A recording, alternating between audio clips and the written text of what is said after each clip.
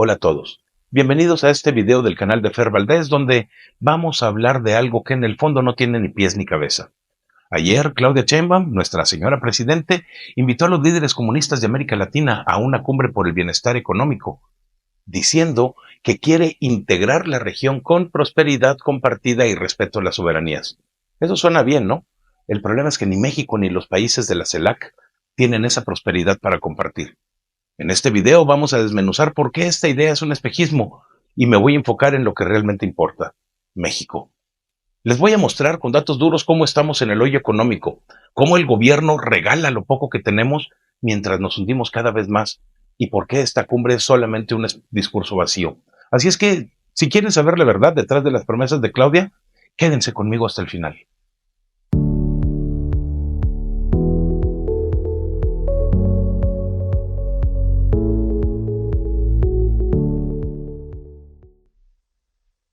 Claudia Sheinbaum invitó ayer a los líderes comunistas de América Latina a organizar una cumbre por el bienestar económico de América Latina y el Caribe, según ella, para hacer realidad una mayor integración económica regional sobre la base de la prosperidad compartida y el respeto a nuestras soberanías. Eso lo dijo la señora Presidente en la reunión que ayer hubo entre los líderes de la Comunidad de Estados Latinoamericanos y Caribeños, la CELAC. Claudia tiene muy buenas intenciones, pero ninguno de los objetivos que mencionó pueden ser cumplidos por ellos. ¿No me creen? Bueno, entre los países presentes se encuentran Antigua y Barbuda, Argentina, Bahamas, Barbados, Belice, Bolivia, Brasil, Chile, Colombia, Costa Rica, Cuba, República Dominicana, Dominica, Ecuador, El Salvador, Granada, Guatemala, Guyana, Haití, Honduras y, obvio, México. Díganme, ¿cuál de esos países tiene la posibilidad de integrarse económicamente con los demás y, sobre todo, compartir una prosperidad? ¿Cómo van a compartir una prosperidad que ninguno de ellos tiene? En este video voy a hablar del único país de esa lista que me interesa y que es el mío, México.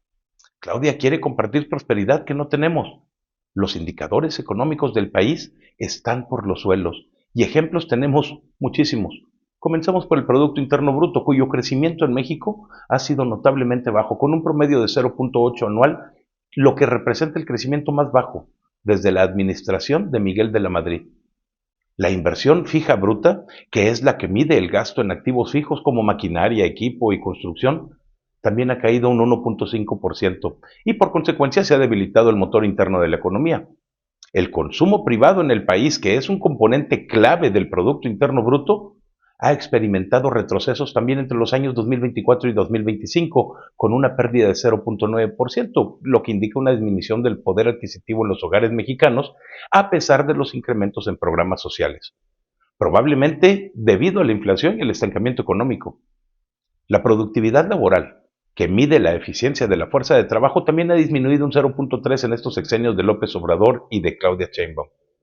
El crecimiento económico per cápita ha sido similar al crecimiento de la población, por lo que el ingreso per cápita prácticamente no ha crecido en México en los últimos 6 años.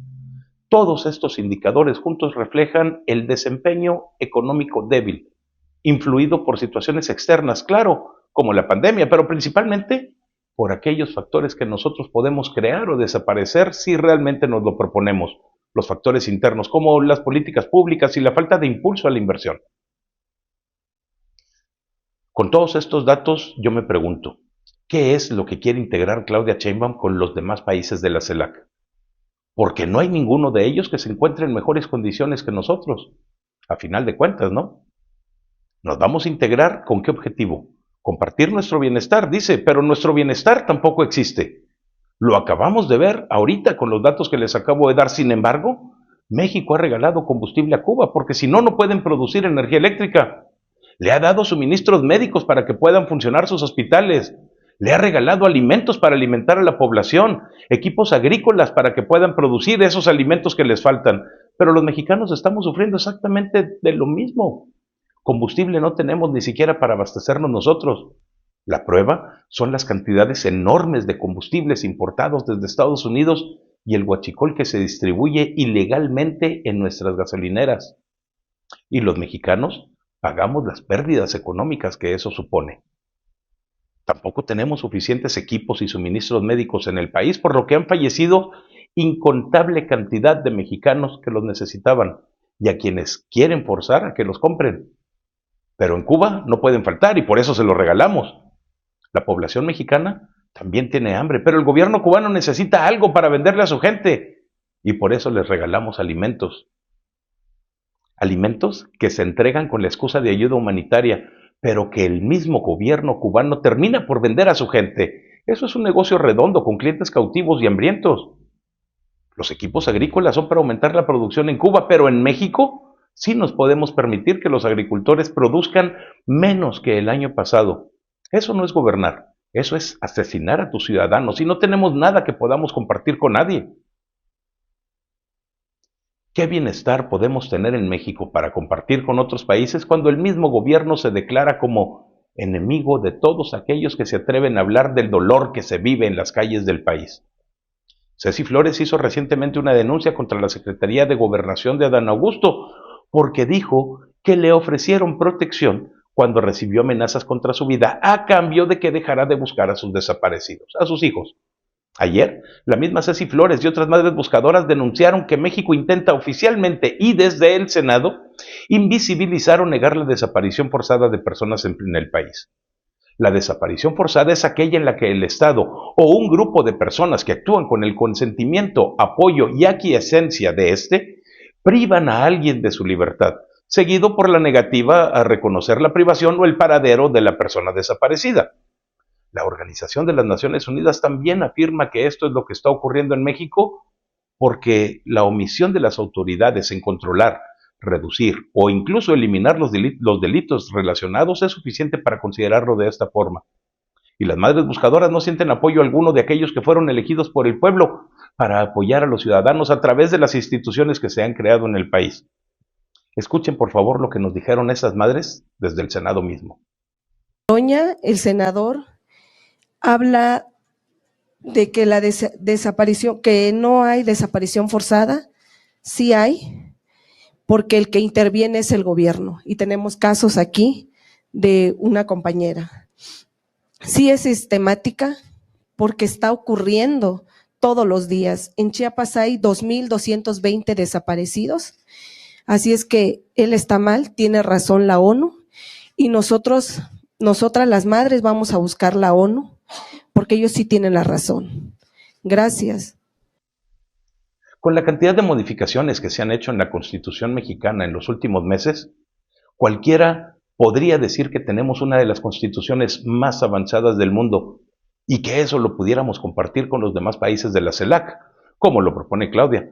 Pero las leyes requieren que los ciudadanos las cumplan y que las autoridades las hagan valer. De otra forma, no funcionan para nada. Sin embargo, las autoridades mexicanas no cumplen las leyes y un ejemplo muy claro es Andrea Chávez y su campaña anticipada, pero tampoco los supuestos líderes lo hacen. Por segunda ocasión, se suspendieron ayer los trabajos de la segunda sala de la Suprema Corte de Justicia de la Nación por falta de quórum. Otra vez, por la ausencia de Lenia Batres, que se preocupa más por estar en una campaña que por dirigir sus obligaciones. Los asuntos que se debieron tratar este día miércoles tendrán que ser tratados hasta dentro de una semana. Una semana de retraso en asuntos legales, nada más porque Lenia no asistió a trabajar. Esa mujer es la que quiere ser presidente de la Suprema Corte. Realmente es increíble. Señorita secretaria, ¿podría verificar, por favor, el quórum? Ministro presidente, le informo que existen únicamente 2 ministros y una ministra integrante de esta segunda sala, por lo que no existe quórum suficiente para llevar a cabo la sesión. Muy bien. Toda vez que no tenemos quórum para llevar a cabo la sesión, voy a tener que levantarla y citarlos a la siguiente sesión pública ordinaria que tendrá dedicativo el miércoles 23 de abril. En el entendido que todos los asuntos que se deberían haber visto hoy se van a acumular para la siguiente sesión. ¿Algún otro asunto? Ministro, no pueden quedar pendientes por desahogar dado la falta de quórum. Es correcto. Se levanta la sesión. Gracias. México no tiene dinero. Recientemente les hablé en uno de mis videos sobre las deudas adquiridas en el sexenio de Claudia Sheinbaum para hacerse de algo de ese preciado recurso, y lo han demostrado en la reducción de presupuesto para las dependencias gubernamentales que no les son prioridad, como pues, pueden ser salud, infraestructura, seguridad, educación y otras que a nosotros los ciudadanos sí nos parecen importantes, porque para eso pues, estamos pagando nuestros impuestos.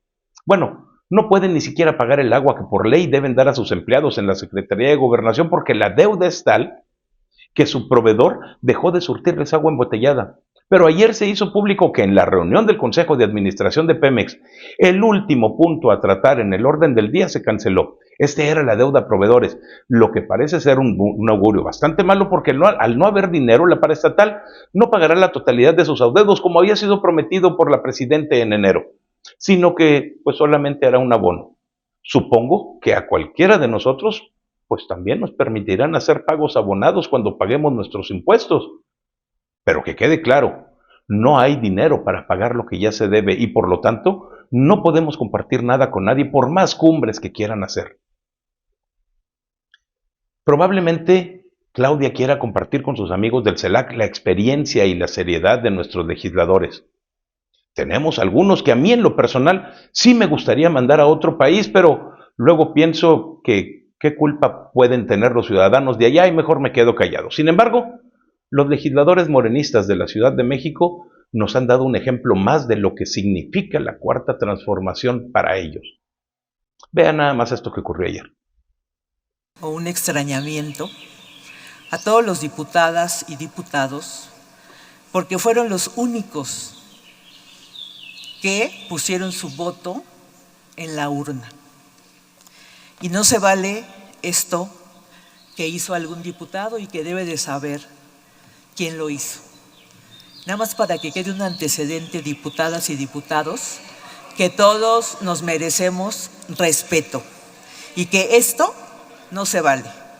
Entonces nada más es para decirlo porque no se sabe quién fue, pero ustedes sí saben quién lo hizo. En México tampoco tenemos buenas noticias en el campo y menos tenemos campo para compartir.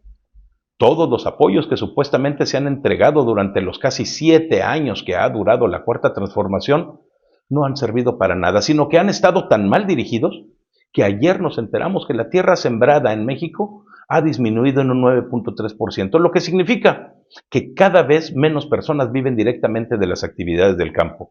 Si ya de por sí la producción había caído drásticamente en el último sexenio y ahora le sumamos que las tierras o se ocupan para otra cosa o de plano no se ocupan, resulta que tendremos que importar más alimentos este año, lo que contrasta directamente con el discurso oficial de la soberanía alimenticia que nos han dado en los últimos 6 años.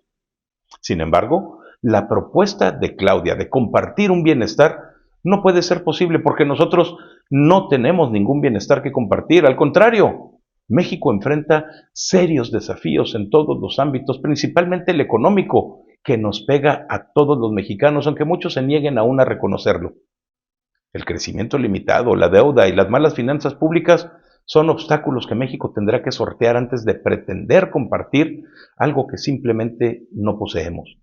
¿Cómo puedo dar lo que no tengo? Lo que sí podemos intentar compartir es inseguridad y crimen organizado. De eso tenemos mucho y hasta para aventar para arriba.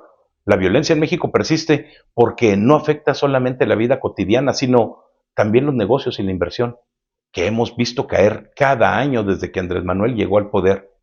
La estrategia de seguridad en México ha sido cuestionada constantemente por su falta de resultados y la erosión de instituciones judiciales, sobre todo del Poder Judicial, que agrava la crisis. No olvido tampoco la percepción de corrupción que va en aumento y que da el pretexto perfecto para culpar, como siempre lo han hecho, a los gobiernos anteriores, diciéndonos que nos dejaron un mugrero heredado, pero a 7 años de gobiernos morenistas la excusa ya no funciona. Los ciudadanos no aceptamos más que culpen a otros cuando son ellos los que no han dado resultados. La división política y social es otro factor que definitivamente no ayuda a sacar el país adelante, pero esta división procede directamente de Palacio Nacional, donde todas las mañaneras se escucha hablar de fifís, de Calderón, el pasado, la guerra contra el narco. pero no han sido capaces ni siquiera de resolver una crisis en el sistema de salud que fue autoinfligida por ellos, ni tampoco han resuelto la pobreza extrema que ha crecido en el país. ¿Qué es lo que vamos a compartir? ¿Agua? México se enfrenta en los próximos años a una crisis hídrica porque no han habido obras para la captación de aguas de lluvia y cada vez es más escaso este recurso en todo México, en todo el país. Para que México aproveche las fortalezas y pueda generar lo suficiente para ahora sí compartir algo con otros países menos afortunados o menos desarrollados, es necesario darle un enfoque estratégico a las políticas públicas para que después combinarlas con las ventajas estructurales y así obtener una visión y objetivos a largo plazo. México debería aprovechar su ubicación geográfica privilegiada al estar cerca de los Estados Unidos y en medio de dos océanos. Tenemos aún una población joven con una fuerza laboral envidiable que puede impulsar la productividad. Tenemos recursos naturales como pocos países en el mundo tienen la dicha de tenerlos. Tenemos un tratado de libre comercio con Canadá y Estados Unidos que representa casi el 30% de la economía global. Y tenemos una capacidad industrial que nos deja en el segundo lugar como exportador de manufacturas en América Latina. Para que México salga de la situación en la que se encuentra, es necesario fomentar la inversión en infraestructura, crear energía confiable y sostenible, sobre todo que sea verde, capacitar todavía más a la mano de obra para aumentar su productividad y así mejorar los salarios realmente y no artificialmente, reducir la inseguridad, dar una educación de calidad y no adoctrinadora, fomentar el emprendimiento de los mexicanos y la innovación para desarrollar nuevos productos y servicios. Y por último, formalizar el empleo, porque el 60% de la fuerza laboral actual no está en el sector formal, sino que no paga impuestos. Hay que capitalizar los recursos naturales que de manera sostenible tenemos y tenemos que hacer crecer la capacidad de fabricación y exportadora. Por cierto, el gobierno en todo este proceso no debe intervenir sino para regularlo y garantizar la legalidad de lo que suceda. Nada más que eso, porque entre mayor sea la participación del Estado en el mercado, menores serán los beneficios que obtendremos de él. Lo estamos viendo hoy y lo estaremos viendo en los siguientes 5 años y medio si Claudia no cambia su manera de pensar y deja de intentar compartir algo que no tenemos. Entonces, ¿qué es lo que nos queda después de todo esto? Claudia Sheinbaum quiere compartir bienestar con la CELAC, pero México no tiene nada que dar. No tenemos ni prosperidad económica, ni seguridad, ni soberanía alimentaria, ni siquiera agua para nuestros propios ciudadanos. Hemos visto los números, un crecimiento raquítico del 0.8% anual, inversión por los suelos, consumo cayendo y un gobierno que prefiere regalar combustible y alimentos a Cuba, mientras aquí nos morimos de sed y hambre. Pero no todo está perdido. México tiene fortalezas brutales, tenemos nuestra ubicación, nuestra gente joven, nuestros recursos, el Tratado de Libre Comercio. Podríamos salir adelante si apostamos por infraestructura, educación de verdad, energía verde y seguridad, dejando que el mercado funcione sin el estorbo del gobierno. Porque como vimos, entre más mete las manos el Estado, más nos estancamos. Claudia tiene 5 años y medio por delante. Si no cambia de rumbo y sigue soñando con cumbres vacías e ideologías idiotas, nos vamos a quedar igual o peor que como estamos ahorita. Y la pregunta es, ¿hasta cuándo vamos a seguir consintiendo promesas que no se pueden cumplir? Nos vemos en el siguiente video.